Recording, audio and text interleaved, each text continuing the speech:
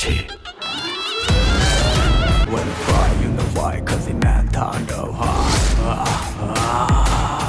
বাদ দিলাম গরিলা, রাফি ভাই তুমি কি ছাড়িলা, সবার নজর কারিলা, এবার ট্রেন্ড হতে যাচ্ছে গরিলা।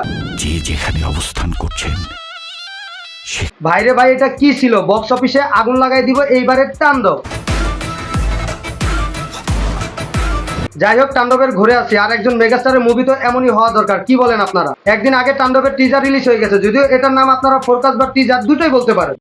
আকস্মিকভাবে দেশের আবহাওয়ায় কিন্তু ফোরকাস্ট মানে কি? ফোরকাস্ট নামটা যদিও ইউনিক ভাবে রাফি ভাই দিয়েছে, আর রাফি ভাইয়ের প্রত্যেকটা মুভিতেও থাকে ইউনিক কিছু, সেটা আমরা তুফানের টিজার এবং তাণ্ডবের ফোরকাস্ট দেখে বুঝতে পেরেছি।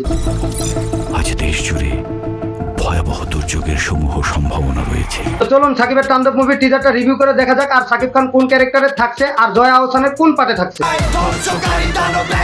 যদিও আমরা অনেক শুটিং ক্লিপে দেখতে পেরেছি আমরা সাবিলা নূরকে, তবে এই টিজারে সাবিলা নূরকে কোথাও দেখা যায়নি। তবে জয়া আহসানকে দেখা গেছে পিস্তল নিয়ে দাঁড়িয়ে আছে কোনো ডিবি বা কোনো আইনের লুক নিয়ে। তবে ভাই এই টিজারে পুরোটার মধ্যে আমার সব থেকে একটা পার্টি ভালো লাগছে, আর সেটা হচ্ছে ব্যাকগ্রাউন্ড মিউজিকের সাথে সাকিবের বাজ পাখির মতো হাত নড়ানো।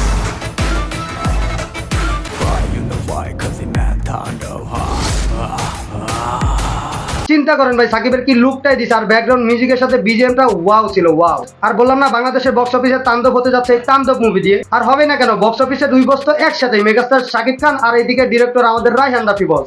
এই দুইজন যেখানেই থাকুক না কেন সেখানে আগুন বা তাণ্ডব তো একটু হবেই বস। দেশের সব পুলিশ স্টেশনকে 10 নম্বর মহাবিপদ সংকেত দেখাতে বলা হয়েছে। এখন যদি সাকিবের এন্ট্রি নিয়ে কথা বলি, মানে হচ্ছে সাকিব যখন তার ফেস দেখায়, ওয়েলকাম টু দ্য শো, মানে কি ভাই, দেখেই মনে হচ্ছে সাকিব একজন সাইকো। এখন সাইকো কিলার নাকি সাইকো অন্য কিছু সেটা তো আমরা তখনই বুঝতে পারবো যখন হলে গিয়ে মুভিটা দেখবো। তবে আমার মনে হচ্ছে এটা একটা রাজনীতিবিদ মুভি হবে, যেটা কিনা সরকারের বিরুদ্ধে অনেক কিছু হয়ে যাচ্ছে কিন্তু ঠেকাতে পারছে না কেউ। সরকার তার আইন বা প্রশাসন দিয়ে কোনোভাবেই সাকিবকে ঠেকাতে পারছে না।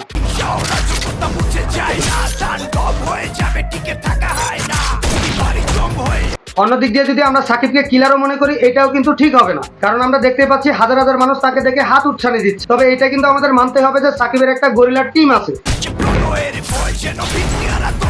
যে টিম কিনা বিভিন্ন জায়গায় তাণ্ডব করে যাচ্ছে, সরকার এবং আইন তাদের ধরা ছোঁয়ার বাইরে। এর জন্য জয়া আহসানকে রাখা হয়েছে আইনের লোক হিসেবে, সাকিব এবং তার পুরো টিমকে ধরার জন্য।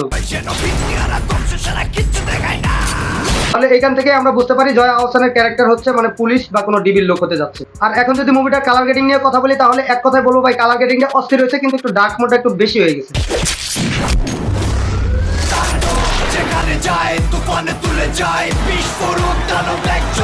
তবে ডার্ক মোডের টিজারের সাথে ব্যাকগ্রাউন্ডের বিজিএমটা পুরোটা একদম খাপে খা। তবে আপনারা যারা মনে করছিলেন এই মুভিটা লো বাজেটের সাবিলা নূরকে নিয়ে প্রেমের কাহিনী, তাদের মাথায় ভাই হুশ করেই পানি ঢেলে দিল আমাদের রায়হান রাফি।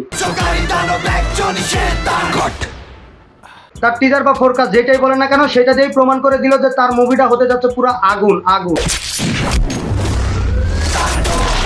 মানে আমরা এইটা ঠিকই বুঝতে পারতেছি যে অ্যাকশনের দিক থেকে কোনো দিকেই কমতি থাকবে না এই তাণ্ডবে।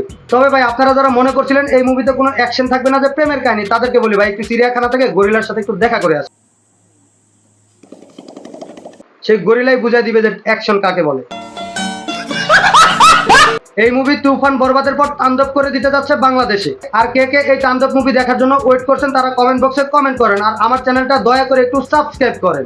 ভিডিওটা এ পর্যন্ত। ভিডিওটি ভালো লাগলে লাইক করবেন, পেজ হলে ফলো করবেন, চ্যানেল হলে সাবস্ক্রাইব করবেন। দেখা হচ্ছে নতুন আরেকটি ভিডিওতে, ততক্ষণ আপনারা ভালো থাকুন, সুস্থ থাকুন, আল্লাহ হাফেজ। আর হ্যাঁ, চ্যানেলটা অবশ্যই এই জায়গায় চাপ দিয়ে সাবস্ক্রাইব করেন।